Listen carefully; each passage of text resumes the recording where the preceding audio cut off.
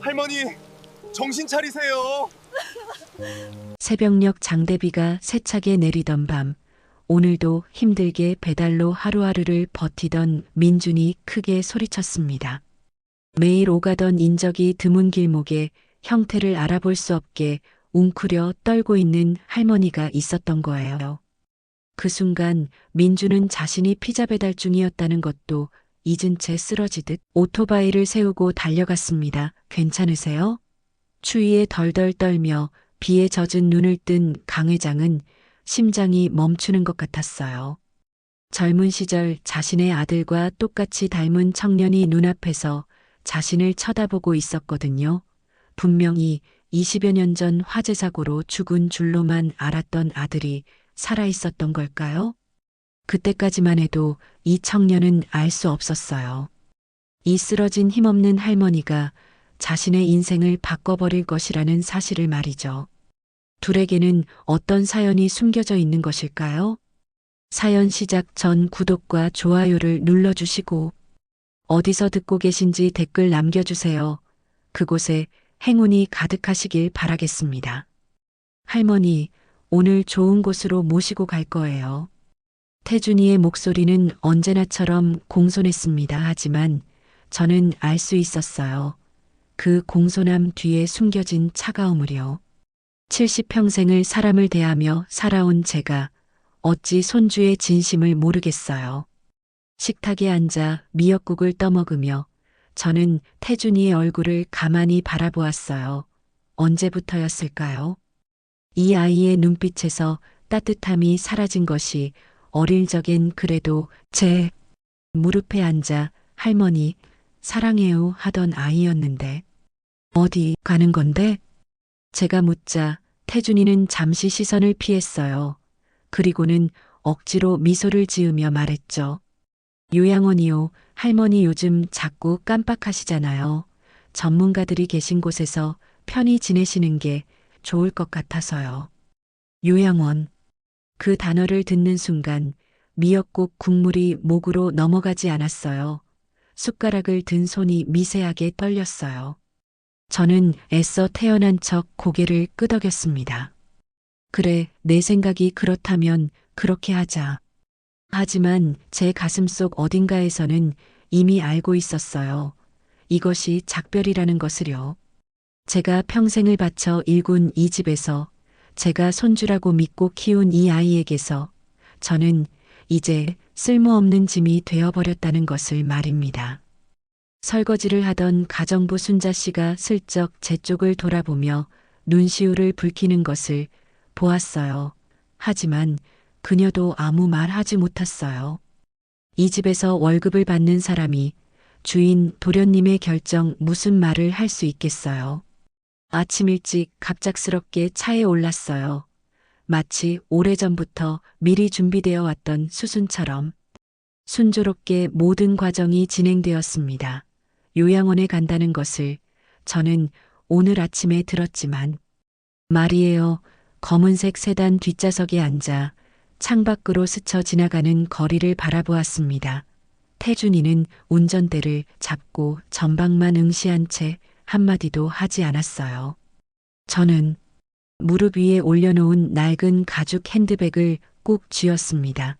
이 가방 안에는 통장 한 장, 도장 하나, 그리고 남편이 살아생전 제게 준 금반지 하나가 전부였습니다.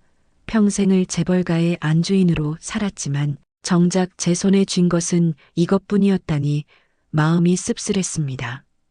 태준아. 저는 조심스럽게 손주의 이름을 불렀습니다. 할머니가 뭘 잘못했니? 목소리가 떨렸습니다. 저는 애써 평정을 유지하려 했지만 가슴속 깊은 곳에서 울컥 올라오는 서러움을 막을 수 없었습니다. 태준이는 잠시 핸들을 쥔 손에 힘을 주었습니다. 백미러로 비친 그의 눈빛은 차갑게 식어 있었어요. 아무것도 잘못하신 거 없어요. 할머니 그냥 이게 서로에게 좋은 거예요. 서로에게 좋은 것.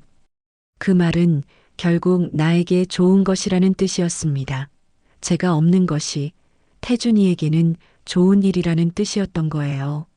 저는 더 이상 묻지 않았다. 물어봐야 돌아올 대답이 없다는 것을 이미 알고 있었으니까요. 차는 고속도로를 벗어나 한적한 국도로 접어들었습니다. 요양원은 이런 외진 곳에 있나? 문득 이상한 느낌이 들었지만 저는 애써 그 불안을 떨쳐냈습니다. 설마 내 손주가, 내가 키운 아이가 나를. 기익. 차가 멈춰섰습니다. 그리고 불행한 예상처럼 차가 멈춘 곳은 요양원이 아니었습니다. 허름한 시골 마을 어귀 인적 드문 길가 차가운 겨울바람이 휑하니 불어오는 황량한 도로변이었습니다. 여기가 요양원이니? 제가 떨리는 목소리로 묻자 태준이는 대답 대신 차 문을 열었습니다. 내리세요, 할머니. 뭐? 내리시라고요. 그의 목소리는 더 이상 공손하지 않았습니다. 차갑고 날카롭고 마치 쓰레기를 버리듯 무심한 어조였습니다. 저는 믿을 수 없었다. 아니, 믿고 싶지 않았어요. 떨리는 다리로 차에서 내리자 태준이는 제 낡은 가방을 바닥에 던졌습니다. 가방이 먼지 풀풀 나는 땅바닥에 나뒹굴었습니다. 태준아, 이게 무슨... 할머니, 솔직히 말할게요. 태준이는 차에서 내려서 망연자실한 채 주저앉은 제 앞으로 왔습니다. 눈물이 앞을 가렸습니다. 태준이는 제 앞에 앉아서 차가운 눈빛으로 저를 내려다보며 말했습니다. 요즘 할머니 치매 때문에 회사 일 처리하는데 지장이 너무 많아요. 어차피 할머니 재산은 제가 다 관리하고 있고 이제 할머니는 그냥 조용히 사라져 주시면 돼요. 뭐라고? 경찰 신고 하세요. 어차피 할머니 지문도 없고 기억도 가물가물하잖아요. 누가 할머니 찾겠어요? 그 순간 제 다리에서 힘이 빠졌습니다. 저는 그 자리에 주저앉았습니다. 차가운 아스팔트 바닥이 무릎을 파고들었지만 그보다 더 차가운 것은 손주의 눈빛이었습니다. 할머니, 그동안 고생 많으셨어요. 이제 편히 쉬세요. 태준이는 차 문을 닫고 그대로 엑셀을 밟았습니다. 검은 차는 먼지를 일으키며 멀어져 갔습니다. 그 뒷모습을, 사라지는 번호판을 멍하니 바라봤을 뿐 아무것도 할 수 없었습니다. 바람이 불었습니다. 겨울바람은 뼛속까지 스며들었습니다. 저는 떨리는 손으로 바닥에 나뒹군 가방을 주워 들었습니다. 그리고 그 자리에 한참을 멍하니 앉아 있었습니다. 아, 나는 버려진 거구나. 그저 텅 빈 허무함만이 가슴을 채웠습니다. 70평생을 가족을 위해, 손주를 위해 살아온 내가 이렇게 길가에 버려지는구나 믿기지 않았습니다. 정처 없이 걸었습니다. 길을 헤맸습니다. 살아야 했으니까요. 얼마나 걸었을까. 해가 지고 어둠이 내렸습니다. 부슬비가 내리기 시작하더니 비바람이 거세지기 시작했습니다. 저는 기억이 가물가물한 머리로 마을을 헤맸습니다. 어디로 가야 할지 몰랐습니다. 집은 어디였지? 내 이름이 뭐였지? 아들은 언제 죽었더라? 머릿속이 하얗게 지워지는 것 같았습니다. 치매 그래. 나는 치매에 걸렸다. 그래서 버려진 거다. 쓸모없어진 거다. 발이 아팠습니다. 허리가 끊어질 것 같았습니다. 저는 더 이상 걸을 수 없었습니다. 온몸이 사시나무처럼 떨리고 손발은 얼음장처럼 차가워졌습니다. 제가 할 수 있는 것이라고는 온몸을 웅크려 체온을 최대한 유지하는 것. 그것뿐이었습니다. 몸을 웅크리자 작은 온기가 생기는 것 같았습니다. 그래, 이렇게 우리 남편과 아들을 만나겠구나.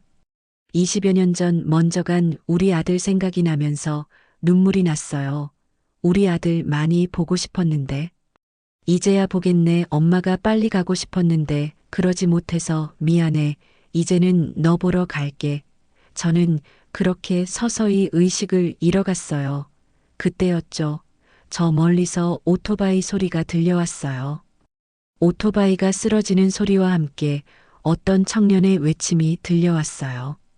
할머니, 할머니, 괜찮으세요? 누군가 다급한 목소리로 저를 불렀습니다. 마치 그 소리가 20여 년 전 죽은 제 아들이 저에게 말하는 것 같았어요. 엄마 일어나라고요. 매서운 추위와 비바람에 온통 몸을 웅크리고 있었던 저는 힘겹게 소리가 나는 방향으로 고개를 들었습니다. 흐릿한 시야에 젊은 남자의 얼굴이 보였습니다. 배달 헬멧을 쓴 26쯤 되어 보이는 청년이었습니다. 할머니, 왜 이런 데 계세요? 집이 어디세요? 청년이 내 어깨를 붙잡으며 물었습니다. 저는 아무런 대답도 할 수가 없었어요. 집? 나는 집이 없는데. 가족도 없어. 나는 버려진 사람이야. 몰라요. 제 입에서 나온 말은 그것뿐이었습니다. 청년은 당황한 얼굴로 주변을 둘러보았습니다. 그리고는 재킷을 벗어 덜덜 떨고 있는 제 어깨에 걸쳐 주었습니다. 일단 추운데 제 집에 가시죠. 경찰 신고하고 가족분 찾아드릴게요. 청년은 나를 조심스럽게 일으켜 세웠습니다. 그의 손은 거칠었지만 따뜻했어요. 태준이의 차가운 손과는 달리 말이죠. 저는 그 따뜻함에 그만 눈물이 터져버렸습니다. 이제 모든 것이 끝났다고 생각했는데 따뜻한 손길과 말에 제 마음이 녹아져 내렸습니다. 고맙습니다. 괜찮아요. 할머니 제가 도와드릴게요. 청년은 어두운 밤길에 저를 오토바이 뒷자리에 조심스럽게 태우고 천천히 운전하기 시작했습니다. 차가운 바람이 얼굴을 때렸지만 이상하게도 저는 안심이 되었습니다. 이 낯선 청년의 등에서 저는 오랜만에 사람의 온기를 느꼈습니다. 청년의 집은 고시원이었습니다. 좁디 좁은 방 하나, 침대 하나, 작은 책상 하나가 전부인 방이었어요. 청년은 방에 들어가 불을 켰습니다. 어두운 곳에서 제대로 청년의 얼굴을 보지 못했던 저는 불이 환해지자 눈이 부셨어요. 그리고 청년의 얼굴을 처음 제대로 본 순간 심장이 멈춰버릴 뻔했습니다. 20여 년 전 화재 사고로 죽은 제 아들과 너무나 닮은 모습이었기 때문입니다. 치매 초기였지만 오래전 젊은 나이에 사고사한 내 아들 얼굴을 어찌 잊어버릴 수 있겠어요. 어떤 엄마가 자기 아들 얼굴을 잊을까요? 좁아서 죄송해요. 여기밖에 없어서. 청년은 민망한 듯 머리를 극적이며 멈춰있는 저를 방 안으로 안내했습니다. 저는 침대에 앉아 놀란 가슴을 진정시키면서 주변을 둘러보았어요. 벽에는 배달 앱 스티커가 붙어 있었고 책상 위에는 컵라면과 에너지 음료가 놓여 있었습니다. 할머니, 일단 따뜻한 거 드세요. 청년은 편의점에서 사온 따뜻한 어묵탕을 제 손에 쥐어주었어요. 저는 떨리는 손으로 종이컵을 받아들고는 김이 모락모락 올라오는 어묵탕을 한 모금 마셨어요. 추위에 얼어붙었던 몸이 조금씩 녹아내리는 것을 느껴졌어요. 고맙습니다. 정말 고맙습니다. 괜찮아요. 당연한 거예요. 청년은 웃으며 바닥에 앉아 핸드폰으로 경찰서에 전화를 걸었습니다. 여기 길에서 어르신 한 분 발견했는데요. 집을 못 찾으시는 것 같아서. 네, 내 신고 넣을게요. 나는 그 모습을 멍하니 바라보았습니다. 이 청년은 누구길래 죽은 내 아들과 이렇게 비슷하게 생겼을까? 그리고 이 청년은 왜 처음 보는 나를 돕는 걸까? 나는 아무것도 아닌 사람인데, 버려진 사람인데. 할머니, 혹시 이름이라도 기억나세요? 청년이 조심스럽게 물었고 저는 고개를 저었어요. 이름? 내 이름이 뭐였더라 강씨였나? 아니면 기억이 안 나요. 괜찮아요. 천천히 생각해 보세요. 경찰서랑 동사무소에 신고하면 가족분 찾을 수 있을 거예요. 청년은 안심시키듯 말했어요. 하지만 저는 알고 있었죠. 제 가족들은 저를 찾지 않을 거라는 거류 태준이는 저를 버렸고 저는 이제 진짜로 혼자였습니다. 하지만 저는 그 말을 할 수 없었어요. 이 착한 청년에게 어떻게 나는 손주에게 버림받았어요 라고 말할 수 있겠어요. 저는 그저 고개를 끄덕이며 어묵탕을 마저 마셨습니다. 밤이 깊었어요. 청년은 자신의 침대를 저에게 내어주고 스스로는 바닥에 이불을 깔고 누웠어요. 할머니, 편히 주무세요. 내일 아침에 다시 알아볼게요. 고맙습니다. 정말. 저는 침대에 누워 천장을 바라보았어요. 낡은 형광등이 깜빡이고 있었죠. 이 좁은 방, 이 낡은 침대가 오늘만큼은 궁전보다 따뜻하게 느껴졌어요. 할머니. 어둠 속에서 청년의 목소리가 들렸습니다. 제 이름은 민준이에요, 박민준. 민준이. 할머니 가족분 꼭 찾아드릴게요. 걱정 마세요. 그 말에 저는 눈시울이 뜨거워졌습니다. 이 청년은 몰랐어요. 가족이 저를 버렸다는 것을 말이죠. 하지만 저는 말하지 못했어요. 고맙구나. 민준아. 천만에요, 그냥. 제가 할 수 있는 일이니까요. 민준이의 목소리는 투박했지만 진심이 담겨 있었어요. 저는 눈을 감았습니다. 오랜만에 안심하고 잠들 수 있을 것 같았어요. 버려진 날 저는 우연히 따뜻한 손을 만났습니다. 그리고 그 손이 앞으로 제 인생을 바꿀 것이라는 것을 저는 아직 하나도 예측할 수 없었답니다. 다음 날 민준이와 함께 경찰서에 갔어요. 죄송합니다. 지문이 거의 남아있지 않으시네요. 경찰관은 난처한 표정으로 말했어요. 민준이가 저를 데리고 경찰서와 동사무소를 계속 찾아다녔습니다. 어릴 때 고생을 많이 하셔서 그런가. 지문이 너무 마모되어 있어요. 신원 확인이 어렵습니다. 그럼 실종 신고는요? 민준이가 다급하게 물었습니다. 일단 신고는 접수했는데 신고 들어온 실종자 명단에 할머니와 일치하는 분이 안 계세요. 가족분이 신고를 안 하신 것 같은데. 가족이 신고를 안 했다. 당연했다. 태준이는 저를 찾을 생각이 없었으니까요. 아니, 오히려 제가 사라진 것을 다행으로 여기고 있을 것입니다. 그럼 어떻게 해야 하죠? 민준이의 목소리에 절망이 묻어났습니다. 경찰관은 한숨을 쉬며 말했어요. 일단은 요양원이나 복지시설로 연계해드리는 수밖에 없을 것 같습니다. 요양원. 그 단어를 듣는 순간 제 몸이 움찔했습니다. 태준이가 날 버리기 전에 했던 말이 떠올랐어요. 요양원 나는 또 버려지는 건가? 아니에요. 민준이가 단호하게 말했습니다. 할머니는 제가 모실게요. 뭐라고요? 경찰관이 놀라 민준이를 쳐다봤습니다. 저도 놀라 민준이를 올려다봤습니다. 할머니 가족 찾아드릴 때까지 제가 모실게요. 민준이는 내 손을 꼭 잡으며 말했습니다. 민준이의 손은 차가운 세상과는 달리 너무도 손은 따뜻했습니다. 저는 그 따뜻함에 또 한 번 눈물이 났습니다. 고맙다. 정말 고맙구나. 저는 더 이상 말을 잇지 못했어요. 그저 민준이의 손을 꼭 쥐고 고개를 끄덕일 뿐입니다. 버려진 저를 이 젊은 청년이 지켜주었어요. 우리 아들을 쏙 빼닮은 청년이 말이죠. 그리고 저는 아직 몰랐어요.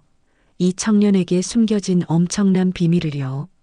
그리고 그 비밀이 앞으로 우리의 운명을 바꿔놓을 거라는 것을요. 다음 날 아침에 눈을 떴을 때 저는 잠시 여기가 어디인지 몰랐어요. 천장이 낮았어요. 정말 낮아서 손만 뻗으면 닿을 것 같았어요. 낡은 형광등은 희미하게 깜빡거리고 있었고 벽지는 군데군데 뜯겨 있었어요. 여긴 어디지? 숨이 턱 막혔어요. 가슴이 미친 듯이 두근거렸습니다. 저는 어젯밤 일이 그냥 꿈이었으면 했어요. 태준이가 저를 버린 것도, 길가에 내팽개쳐진 것도 다 악몽이었으면 좋겠다고 정말 간절히 바랐습니다. 하지만 아니었어요. 창문 사이로 들어오는 아침 햇살이 너무 차갑더라고요. 저는 천천히 몸을 일으켰습니다. 온몸이 쑤셨습니다. 그냥 근육통이 아니었어요. 70년을 살아온 이 늙은 몸은 딱딱한 바닥에서 잤다는 사실을 한 군데도 빠짐없이 기억하고 있었어요. 피부가 아니라 뼈속부터 아팠습니다. 아, 맞다 나는 버려졌지. 그 생각이 스치자 가슴 한구석이 와르르 무너져 내렸어요. 70평생 살면서 이런 기분은 처음이었습니다. 남편이 세상을 떠났을 때도, 아들을 먼저 보냈을 때도 저는 무너지지 않았어요. 가족을 지켜야 했으니까, 손주를 키워야 했으니까, 울 시간이 없었어요. 하지만 지금은 달랐어요. 지켜야 할 가족도, 돌봐야 할 손주도 이제 없었어요. 아니요. 있긴 했죠. 그 손주가 저를 길가에 버렸을 뿐이었어요. 마치 고장난 가전제품처럼, 쓸모없는 가구처럼, 저는 떨리는 손으로 무릎을 쓰다듬었어요. 언제부터 제 손이 이렇게 쭈글쭈글해졌을까요? 젊었을 때는 참 고운 손이었는데, 남편이 늘 당신 손은 참 예쁘오 라고 말해줬던 그 손인데, 지금은 나무 껍질처럼 거칠어져 있었어요. 그래, 쓸모 없어진 거지, 나는. 그 생각이 들자 눈물이 핑 돌았어요. 하지만 울지 않았습니다. 아니, 울면 안 될 것 같았어요. 이 낯선 방에서, 이 모르는 청년 앞에서 저는 더 초라해지고 싶지 않았어요. 할머니, 주무셨어요? 문이 조심스럽게 열리더니 민준이가 들어왔어요. 손에는 편의점 봉지가 들려 있었어요. 삼각김밥 2개, 바나나 우유 한 팩 그게 전부였어요. 아침 드세요. 별거 없어서 죄송해요. 민준이는 미안한 듯 웃으며 삼각김밥을 제 앞에 놓았어요. 저는 그 삼각김밥을 멍하니 바라봤어요. 편의점 삼각김밥. 내가 마지막으로 이런 걸 먹어본 게 언제였을까? 재벌가 안주인으로 살던 시절, 저는 매일 아침 정갈한 한정식을 먹었어요. 갓 지은 쌀밥, 된장찌개, 구운 생선, 나물 반찬. 가정부 순자가 새벽같이 일어나 차려주던 따뜻한 밥상. 하지만 지금 제 앞에 놓인 건 1,000원짜리 삼각김밥 하나. 이상했어요. 눈물이 날 것 같았는데 그건 서러움 때문이 아니었어요. 이 삼각김밥을 사온 청년의 마음이 너무 따뜻해서였어요. 고맙구나. 제 목소리가 떨렸어요. 민준이는 고개를 저었어요. 괜찮아요. 제가 원래 아침을 잘 안 먹어서 할머니랑 같이 먹으니까 좋네요. 민준이는 바닥에 앉아 자기 삼각김밥을 뜯었어요. 저도 천천히 비닐을 뜯으려 했지만 손이 떨려서 잘 뜯어지지 않았어요. 그때 민준이가 제 손을 살짝 잡아줬어요. 제가 뜯어드릴게요. 그 아이의 손은 거칠었어요. 배달 일을 하며 생긴 굳은 살이 가득했어요. 하지만 이상하게 그 손길은 태준이의 부드러운 손보다 훨씬 따뜻했어요. 이 아이는 왜 이럴까? 문득 궁금해졌어요. 이 청년은 왜 나를 돕는 걸까? 나는 아무것도 아닌 사람인데, 이름조차 기억 못하는 치매 노인인데, 민준아, 내 할머니, 너는 왜 나를 돕니까? 민준이는 살짝 멈칫했어요. 그리고 삼각김밥을 한 입 베어 물고 천천히 말했어요. 저도 버려진 적이 있거든요. 고아원에서 자랐어요. 부모님 얼굴도 몰라요. 민준이 목소리는 담담했어요. 근데 그 안에는 깊은 외로움이 묻어 있었어요. 그래서 할머니 보니까 남일 같지가 않았어요. 혼자 길에서 헤매시는 거 보고 어릴 때 생각이 나서 가슴이 먹먹해졌어요. 이 아이도 버려졌구나. 나처럼. 아니, 나보다 훨씬 어린 나이에 부모에게 버려진 아이였구나. 미안하다. 내가 힘들었겠구나. 아니에요. 저는 괜찮아요. 민준이는 웃었지만 너무 쓸쓸한 웃음이었어요. 저는 말이 나오지 않아서 삼각김밥을 한 입 베어 물었어요. 참치마요 맛싸구려 참치와 마요네즈의 맛인데 이상하게도 목이 꽉 메었어요. 평생 산의 진미를 먹으며 살았지만 이 1,000원짜리 삼각김밥이 이렇게 소중하게 느껴진 적은 없었어요. 할머니, 저 일하러 나갔다 올게요. 혹시 불편한 거 있으면 전화 주세요. 여기 번호 메모해뒀어요. 민준이는 책상에 번호가 적힌 메모지를 놓고 헬멧을 썼어요. 조심해서 다녀오너라. 제가 말하자 민준이는 환하게 웃었어요. 네, 할머니 금방 올게요. 문이 닫히고 다시 혼자가 됐어요.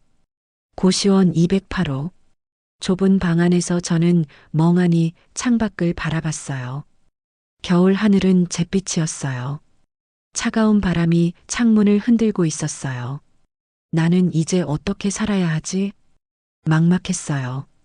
70년을 살면서 이렇게 앞이 보이지 않았던 적은 없었어요. 결혼할 때도, 남편을 잃었을 때도, 아들을 잃었을 때도, 저는 항상 다음을 준비했어요. 가족을 지켜야 했으니까. 하지만 지금은 지켜야 할 가족도 없고 돌아갈 집도 없었어요. 저는 뿌리 뽑힌 나무 같았어요. 내 이름이 뭐였지? 갑자기 제 이름조차 희미해졌어요. 강씨였나? 아니면 김씨였나? 머릿속이 뿌옇게 흐려졌어요. 치매. 그래, 저는 치매에 걸렸어요. 그래서 버려진 거예요. 저는 떨리는 손으로 머리를 감싸쥐었어요. 기억을 붙잡으려 애썼지만 기억은 모래처럼 흘러내렸어요. 그때 문득 한 장면이 번쩍 스쳐 지나갔어요. 어머니, 아들입니다. 건강한 아들이에요. 누구의 목소리 며느리였나? 아니면 의사였나? 축하드립니다. 사모님 손자를 보셨어요. 손자. 그래, 나는 손자를 안았었어요. 갓 태어난 작고 빨갛던 아기. 내 품에서 울던 아이. 하지만 그 아이가 태준이가 맞았나?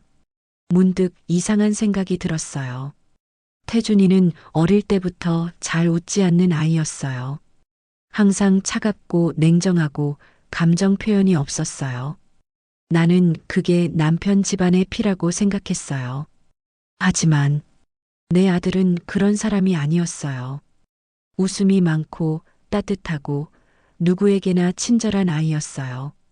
그런 아들의 아들이 왜 그렇게 차가웠을까? 아니야. 내가 너무 생각이 많은 거야.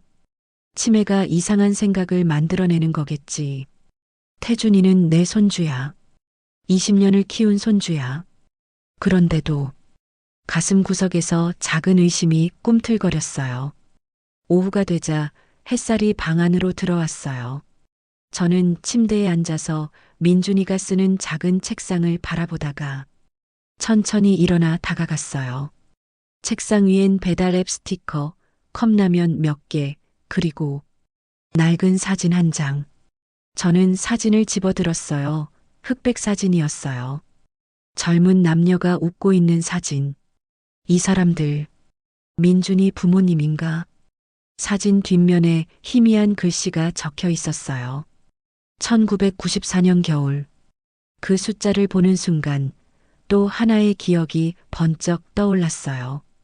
사모님, 산후조리원에 화재가 났습니다. 뭐라고? 그래, 화재가 있었어요. 며느리가 아들을 낳고 머물던 산후조리원에서 그날 밤 저는 급히 달려갔어요. 연기가 자욱했고 비명소리가 들리고 소방차 사이렌이 귀를 찔렀어요. 그날 며느리는 세상을 떠났어요. 아들을 지키려다 탈출이 늦어서. 그리고 아들은 살았어요. 함께 조리원을 이용했던 민채가 아기를 안고 나왔어요. 갓난아기를 품에 안은 민채의 얼굴이 떠올랐어요. 그런데 민채도 아기를 낳지 않았었나? 그날 산후조리원에는 아기가 2명 있었어요. 제 손자와 민채의 아들, 그리고 화재가 나고, 설마, 저는 사진을 떨어뜨렸어요. 바닥에 툭 부딪히는 소리가 났어요. 가슴이 쿵쾅거렸어요. 숨이 가빠졌어요. 말도 안 돼. 그럴 리 없어. 하지만 머릿속에서는 계속 속삭였어요. 만약 그날 아기가 바뀌었다면? 만약 태준이는 내 진짜 손주가 아니라면? 만약 내 진짜 손주는 다른 곳에 있다면? 저는 바닥에 주저앉았어요.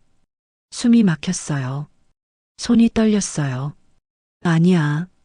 아닐 거야. 그럴 리 없어. 하지만 의심은 점점 더 커져갔어요. 할머니, 괜찮으세요? 얼굴이 안 좋으신데. 민준이가 걱정스러운 얼굴로 물었어요. 저는 고개를 끄덕였어요. 괜찮아. 그냥 옛날 생각이 나서. 무슨 생각이요? 옛날에 화재 사고가 있었어. 산후조리원에서. 그 말을 듣는 순간 민준이의 얼굴이 굳었어요. 할머니도 그 사고 아세요? 응, 내 며느리와 아들이 그 사고로 세상을 떠났단다. 민준이는 놀란 표정으로 저를 바라봤어요. 그럼 할머니도 그때 거기 계셨어요? 아니, 매일 면회를 가다가 하필 그날만 회의 때문에 가지를 못했단다. 그곳엔 오랜 시간 함께 일했던 비서도 비슷한 시기에 출산해서 같은 산후조리원에서 있었어. 그래서 나는 비서 민채에게 우리 며느리 상황을 묻고 했었지. 민준이가 그 이름을 반복했어요. 저는 고개를 끄덕였어요. 응, 민채, 그 아이도 그 산후조리원에서 아기를 낳았었어. 하지만 그 아이의 아기는 부모님이 시골에서 키워주신다고 했지. 그 말을 하는 순간 저는 깨달았어요. 민채의 아기. 저는 그 아기를 본 적이 없었어요. 민채가 출산했다는 이야기만 들었을 뿐 아기의 얼굴은 본 적이 없었어요. 그리고 화재 이후 민채는 계속 제 곁에서 일했죠. 아기를 보러 시골에 간다는 이야기도 없었어요. 이상해, 너무 이상해. 할머니, 물 좀 드세요. 민준이는 일어나서 책상 쪽으로 갔어요. 서랍을 열어 컵을 꺼내려 했죠. 그때였어요. 서랍 안에서 무언가가 바닥에 떨어졌어요. 쨍그랑 하는 소리와 함께. 이게 뭐지? 민준이는 바닥에 떨어진 물건을 주워 들었어요. 작은 은색 펜던트였어요. 저는 그 펜던트를 보는 순간 숨이 멎었어요. 음방울 소리 나는 아기 팔찌. 그건 제가 며느리에게 선물했던 미아방지 팔찌였어요. 20년 전 며느리가 출산하기 전에 제가 특별히 주문 제작해서 선물했었어요. 아기가 태어나면 차게 해달라고요. 어머님, 너무 예쁘네요. 이거 차면 우리 아기 잃어버릴 일 없겠어요. 며느리는 그렇게 웃으며 말했었어요. 그 팔찌에는 글씨가 새겨져 있었죠. 1994만 1224 KJH. 화재 사고 이후 저는 그 팔찌를 찾을 수 없었어요. 불에 타 없어진 줄 알았죠. 근데 지금 그 팔찌의 펜던트가 민준이의 서랍 속에 있었어요. 이 팔찌, 어디서 난 거니? 제 목소리는 떨리고 있었어요. 민준이는 팔찌를 바라보며 말했어요. 이거요? 고아원 원장 선생님이 주셨어요. 제가 고아원에 맡겨질 때 그 작은 아기가 손에 꽉 쥐고 있었다고 하더라고요. 뭐라고요? 처음에는 쥐고 있는지도 몰랐대요. 씻기려고 손을 펴려는데 너무 꽉 쥐고 있어서 처음에는 손가락을 못 펴는 병에 걸린 줄 알았다고 하셨어요. 다행히 시간이 지나면서 자연스럽게 펴졌고 그제야 발견하셨대요. 그 이후로 제가 계속 갖고 있었어요. 이게 유일하게 부모님의 흔적일 수도 있으니까요. 민준이는 팔찌를 쓰다듬으며 쓸쓸하게 웃었어요. 저는 그 팔찌를 빤히 응시했어요. 손이 떨렸어요. 가슴이 터질 것 같았어요. 민준아, 그 팔찌 좀 보여주겠니? 네. 아, 네. 민준이는 팔찌를 제 손에 건넸어요. 저는 떨리는 손으로 팔찌를 받아들었어요. 은빛은 20년의 세월 속에서 많이 바랬지만 새겨진 글씨는 여전히 선명했어요. 1994만 1224KJH. 제 이니셜이었어요. 제가 새긴 이름이었어요. 저는 팔찌를 꽉 쥐었어요. 눈물이 주르르 흘러내렸어요. 할머니, 왜 우세요? 무슨 일이세요? 민준이가 다급하게 물었지만 저는 대답할 수 없었어요.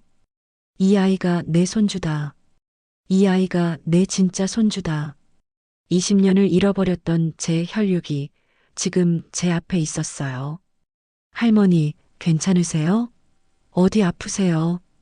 민준이는 제 어깨를 붙잡으며 소리쳤어요. 하지만 저는 대답할 수 없었어요. 온몸에 힘이 빠졌어요. 70평생을 살면서 이렇게 무너진 적은 없었어요.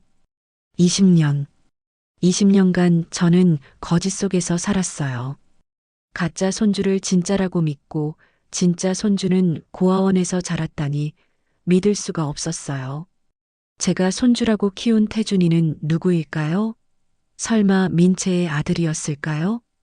제 진짜 손주는 이름도 모른 채 버려져서 고아원에서 자라며 배달 일을 하고 있었어요. 저는 신음을 흘렸어요. 가슴이 찢어지는 것 같았어요. 숨을 제대로 쉴 수 없었어요. 심장이 북소리처럼 요동쳤어요. 내가 뭘 한 거야? 내가 도대체 뭘 한 거야? 죄책감이 밀려왔어요. 20년간 저는 도대체 뭘 했던 걸까요? 가짜를 키우고 진짜를 외면했어요. 아들이 죽었을 때 저도 같이 죽고 싶었지만 손주를 두고 죽을 수는 없었어요. 손주 하나만 바라보고 살아온 내 인생이 모두 부정당하는 것만 같았어요. 민준이는 저를 안아주며 말했어요. 할머니, 진정하세요. 제가 119 부를게요. 아니야. 저는 민준이의 손을 잡았어요. 아니야. 괜찮아. 괜찮지 않으세요. 얼굴이 하얘졌어요. 민준이의 목소리는 울먹이고 있었어요. 저는 그 목소리를 들으며 겨우 정신을 붙잡았어요. 지금 무너지면 안 돼. 이 아이를 지켜야 해. 이 아이에게 돌려줘야 해. 저는 천천히 숨을 고르며 민준이의 얼굴을 바라봤어요. 민준아, 내 할머니, 이 팔찌, 내가 만든 거란다. 네. 민준이는 눈을 크게 떴어요. 20년 전 내 며느리에게 선물한 거야 믿을 수 없겠지만 이 문양과 이니셜 모두 내가 제작 주문한 거라 나는 알아볼 수 있단다. 그럼 이게 할머니 거라고요? 네. 저는 고개를 끄덕였어요. 그리고 떨리는 목소리로 말을 이었어요. 그리고 이 팔찌를 차고 있던 아기가 너였단다. 뭐라고요? 민준이의 얼굴이 굳었어요. 너는 고아가 아니었어. 내가 널 잃어버렸었던 거야. 너에게는 할머니가 가족이 남아있단다. 그 말을 하자 눈물이 터졌어요. 저는 민준이를 끌어안고 울음을 터뜨렸어요. 미안해. 미안해. 할머니가 늦었어. 너무 늦게 찾았어. 20년간 쌓였던 죄책감, 서러움, 그리움이 한꺼번에 터져나왔어요. 민준이는 제 품에서 떨고 있었어요. 그도 울고 있었어요. 할머니, 정말 제 할머니세요? 저는 부모님이 가난해서 절 버린 줄로만 알았어요. 이 세상에 저 혼자만 있다고 생각했는데. 그래, 제가 내 할머니야. 저희는 그렇게 한참을 울었어요. 20년 만에 찾은 혈육의 상봉이었어요. 밤이 깊었어요. 저희는 둘 다 울다 지쳐서 바닥에 주저앉아 있었어요. 민준이는 아직도 믿기지 않는다는 표정으로 팔찌를 바라보고 있었어요. 제가 정말 할머니 손주라면 그동안 제자리에 있던 사람은 누구예요? 태준이 비서 민채의 아들이야. 그럼 그 사람이 20년간 할머니 곁에 있었던 거예요? 저는 고개를 끄덕였어요. 그러자 민준이는 주먹을 꽉 쥐었어요. 그럼 그 사람이 저 대신 할머니의 사랑을 받고 재산을 물려받고 가족으로 살았던 거네요. 그래. 저는 고개를 숙였어요. 부끄러웠고 너무 미안했어요. 그리고 할머니를 버린 것도 그 사람이에요? 응. 민준이는 분노로 온몸이 떨리고 있었어요. 왜요? 왜 그런 짓을 한 거예요? 내 재산 때문이겠지. 내가 치매에 걸리니까 저를 없애고 싶었던 거야. 저는 쓸쓸하게 웃었어요.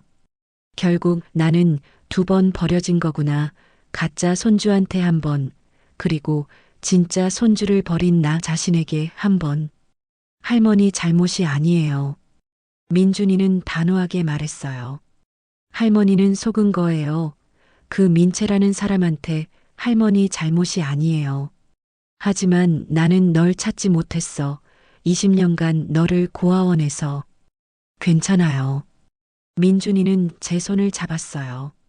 이제라도 만났잖아요. 이제라도 할머니를 찾았잖아요. 그 손은 따뜻했어요. 저는 그 따뜻함에 또 눈물이 쏟아졌어요. 고맙다. 민준아. 정말 고맙다.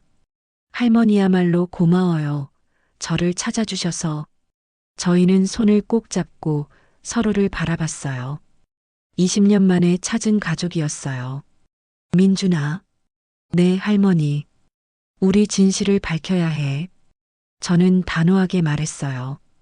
태준이랑 민채가 한 짓을 세상에 알려야 해. 그리고 내가 빼앗긴 모든 걸 되찾아야 해. 하지만 어떡해요? 할머니는 지금 신분증도 없고 집에도 못 가시잖아요. DNA 검사를 하자. 저는 민준이의 눈을 똑바로 바라봤어요. 너하고 나의 혈연 관계를 증명하는 거야. 그러면 모든 게 밝혀질 거야. DNA 검사. 민준이는 잠시 생각하더니 고개를 끄덕였어요. 좋아요, 해봅시다. 하지만 비용이. 괜찮아요. 제가 모은 돈이 있어요. 그걸로 충분할 거예요. 민준이는 결연한 표정으로 말했어요. 할머니, 제가 할머니를 도울게요. 끝까지. 저는 민준이를 꽉 안았어요. 고맙다, 정말 고맙다.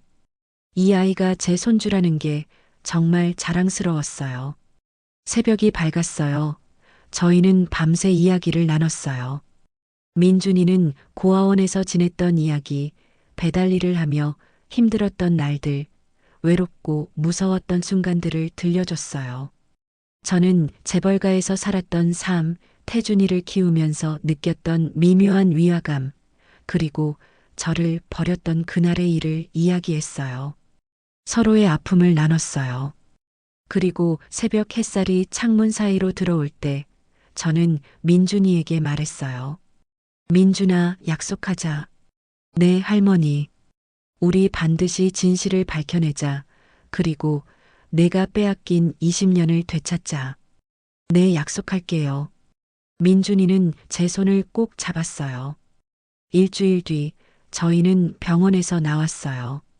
DNA 검사를 마쳤고 결과는 일주일 뒤에 나온다고 했어요. 민준이는 검사비 영수증을 주머니에 넣으며 쓸쓸하게 웃었어요. 20만 원이나 하네요. 제 한 달 식비인데. 미안하다, 민준아. 아니에요. 할머니, 이게 진실을 밝힐 수 있는 유일한 방법이잖아요. 저는 민준이의 손을 꼭 잡았어요. 이 아이는 자기 전 재산을 써가면서도 저한테 미안하다는 말 한마디 하지 않았어요. 이 아이가 진짜 내 혈육이구나. 가슴이 먹먹했어요. 20년간 제 곁에 있던 태준이는 돈이 조금만 들어가도 인상을 찌푸렸어요.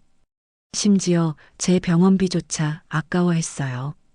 민준아, 결과 나오면 우리 변호사를 찾아가자. 변호사요? 응, 법적으로 내 권리를 되찾으려면 제대로 된 절차가 필요해. 민준이는 고개를 끄덕였지만 얼굴에는 걱정이 번져 있었어요. 할머니, 그런데 그 태준이라는 사람이 가만히 있을까요? 자기 자리를 빼앗긴다는 걸 알면 가만히 있지 않을 것 같은데. 그래서 조심해야 해. 태준이는 교활한 아이야. 자기 이익을 위해서라면 무슨 짓이든 할 수 있어. 저는 목소리를 낮추며 말했어요. 그 아이가 어쩌면 처음부터 알고 있었지는도 몰라. 네. 자기가 가짜라는 걸, 민채의 아들이라는 걸. 다음 날이 되었습니다. 할머니, 누가 찾아오셨어요? 민준이는 고시원 문을 열며 말했다. 저는 침대에서 일어나 문 쪽을 바라봤어요. 낯익은 얼굴의 중년 여성이 서 있었어요. 정희 언니. 그 목소리를 듣는 순간 저는 알아봤어요. 순자야? 김순자? 네, 언니. 정말 언니 맞죠? 순자는 달려와 제 손을 붙잡았어요. 눈에 눈물이 그렁그렁했어요. 어떻게 여길. 순자는 저와 어릴 적부터 함께한 친구예요. 순자의 엄마가 제가 어릴 적 저희를 돌보아 주신 가정부였어요. 순자가 엄마랑 함께 우리 집에 올 때면 언제나 다락방에 올라가서 비밀놀이도 많이 했답니다. 거의 함께 큰 것이나 다름없죠. 나중에 순자가 조리학과로 진로를 정하고 남편과 함께 사업을 했어요. 저는 늘 응원했죠. 그러다 갑작스럽게 남편이 교통사고로 세상을 떠나면서 급격하게 가세가 기울기 시작했어요. 아들이 하나 있는데 그 아들마저 소아암으로 아프기 시작해서 제가 물심양면으로 함께했고요. 그러다가 저 역시도 불의의 사고로 가족을 잃고 난 뒤 우울증에서 빠져나오지 못하는 저를 위해 순자가 가정부로 들어왔어요. 제가 언제 어떻게 될지 모르니 옆에서 돌보고 싶다고요. 그렇게 또 20년을 함께한 직이었습니다. 순자도 나이를 그새 많이 먹었네요. 그런 순자가 저를 찾아왔습니다. 세상에 저 혼자라고 생각했는데 아니었다는 것을 이렇게 또 알게 되네요. 언니, 저 언니 사라지고 나서 가정부 일 관뒀어요. 아니지, 잘렸다고 하는 게 맞겠죠. 그 이후로 얼마나 언니를 찾아다녔는지 몰라요. 요양원이라는 요양원은 다 찾아가 봤어요. 그러다 사실 요양원에 가는 길에 잠깐 한눈판 사이에 언니가 사라졌다는 소식 듣고 정말 기절하는 줄 알았어요. 매일매일 실종신고 명단 보다가 언니 이름을 발견했다니까요. 순자는 울먹이며 말했어요. 언니가 실종됐다는 소리 듣고 얼마나 놀랐는지 알아요? 도련님은 뭐 하시는 거예요? 왜 언니를 찾지 않는 거예요? 저는 쓸쓸하게 웃었어요. 순자야, 태준이가 나를 버렸어. 네. 순자는 믿을 수 없다는 표정이었어요. 도련님이요? 도련님이 언니를 버렸다고요? 응, 요양원에 데려간다고 하더니 길가에 내려놓고 가버렸어. 저는 그날의 일을 조용히 들려줬어요. 순자는 이야기를 들을수록 주먹을 불끈 쥐었어요. 그 나쁜 놈, 어떻게 그럴 수가. 언니가 도련님 위해서 얼마나 희생하셨는데. 괜찮아, 이제 지난 일이야. 괜찮지 않아요. 경찰에 신고해야죠. 순자는 분노로 떨었어요. 저는 그녀의 손을 잡으며 말했어요. 순자야, 진정해. 지금은 더 중요한 게 있어. 더 중요한 거요? 응, 사실은. 저는 민준이를 가리켰어요. 이 아이가 내 진짜 손주야. 네. 순자는 놀라서 말을 잇지 못했어요. 20년 전 산후조리원 화재 사건 기억하지? 제가 묻자 순자는 고개를 끄덕였어요. 기억하죠. 그때 사모님께서 돌아가셨잖아요. 그날 비서 민채도 거기 있었어. 네, 민채 씨도 아기 낳으러 그 산후조리원에 있었어요. 근데 그게 왜요? 민채가 그날 아기를 바꿔치기 했어. 뭐라고요? 순자는 충격에 굳어버렸어요. 자기 아들을 내 손주라고 속이고 내 진짜 손주는 고아원에 버렸어. 그럴 리가. 그럼 도련님은 민채의 아들이야. 내 손주가 아니야. 순자는 한참 동안 말을 못했어요.